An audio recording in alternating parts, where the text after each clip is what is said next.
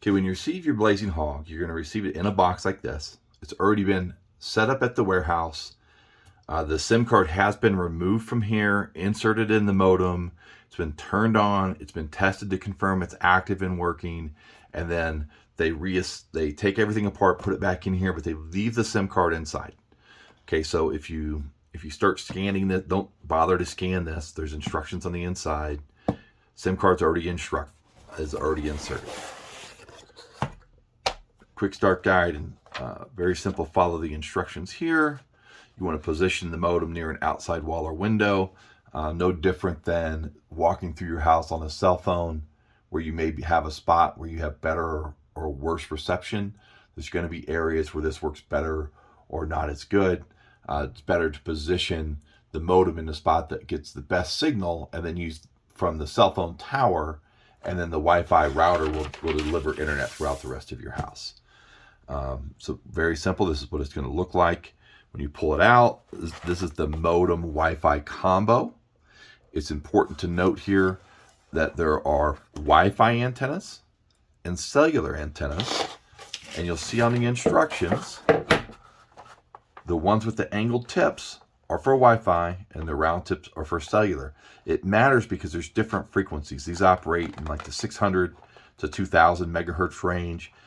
These operate in the 2400 megahertz and 5000 megahertz range.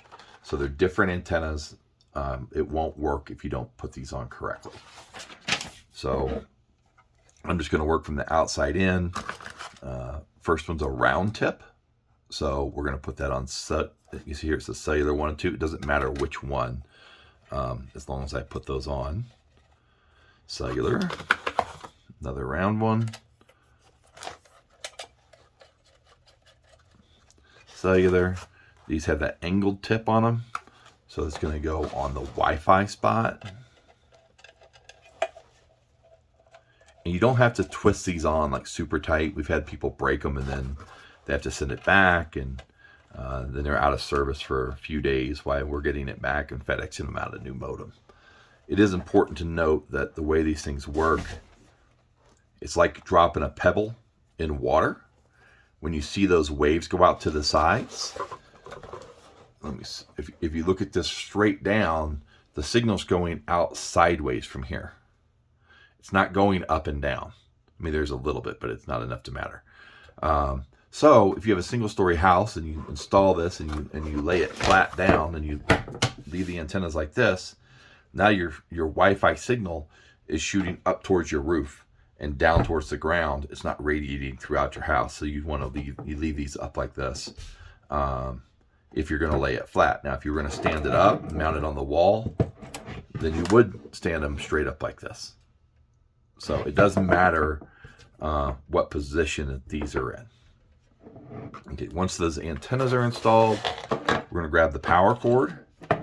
You'll notice on the back here where the power strip plugs in, there's a little extra nip at the very top. And on this power cable, there's a smooth side and there's a side that has those little nips on it. So you're just going to take those side with the nips, align it up here, plug it in, we're good to go. I have a power strip over here. Plug it into the power strip. It takes about 3 or 4 minutes for this to boot up. It does have a microchip and a kind of computer on the inside. No different than when you first turn your phone or your computer on. It'll take some time to come up and get booted up and connect. So this could be as far as you go. If you're just using our Wi-Fi router that's built into this, then you can use the Wi-Fi name and password that's on the top and log in, and you've got your internet and you're good to go. Some people, if you have a house that's more than like 1,500 or 2,000 square feet, you may want to have an additional router or a Wi-Fi mesh system. In that case, or if you have an existing Wi-Fi router, it's really easy because you can still use that Wi-Fi router and that Wi-Fi password name to make everything work. So here I have a Wi-Fi router, and on the back of this, well, on the front, I guess on this one, you're going to see it says WAN, and then you've got LAN 1 through 4. On this one, you're going to want to plug it into one of the WAN ports. It doesn't matter which. We'll just use WAN 1 or LAN 1. And then on the back of the Wi-Fi router, if you're using an additional Wi-Fi router, you see this one says Internet, and then it says Ethernet. So these are for your local network, and this is where you bring the internet in, which is what's coming out of our modem. So it's coming out of this modem through this. You're going to plug it into the internet one. Some aren't labeled this clearly. Sometimes it's just different colors. So you might have one where there's 4 ports that are blue on the back and 1 port that's yellow. The one that's a different color is typically the internet port for you to bring internet in to the device. So you got a little tab there, just line it up, plug it in, and then now you still would have this Wi-Fi route, this Wi-Fi network available, but this gives you probably a more powerful additional Wi-Fi network, and you just use the username and password that are on your Wi-Fi router for that to work.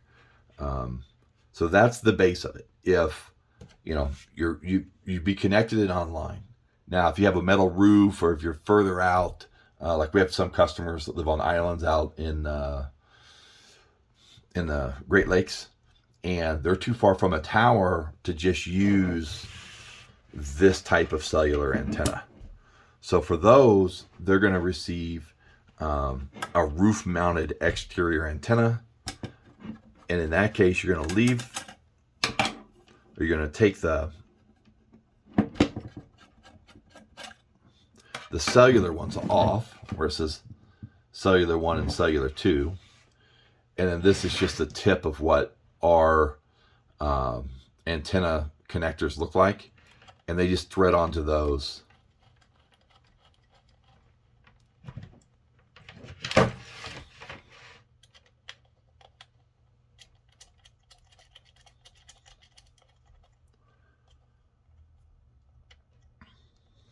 In place of the smaller mobile antenna. So if you do have an exterior antenna, you'll receive an additional video on exterior antenna setup, but this is the part for how you connect to the modem. You have 14 days to test and confirm the service works for you, or you return it for a 100% refund. If you have any problems, please contact tech support at the phone number on the label on top of the modem. They can extend your time up to 30 days. If you're in a really challenging situation, you can put an exterior antenna on the roof. So if you have a metal roof, real long distance, obstacle we didn't see, often the exterior antenna can make the service work. Thank you.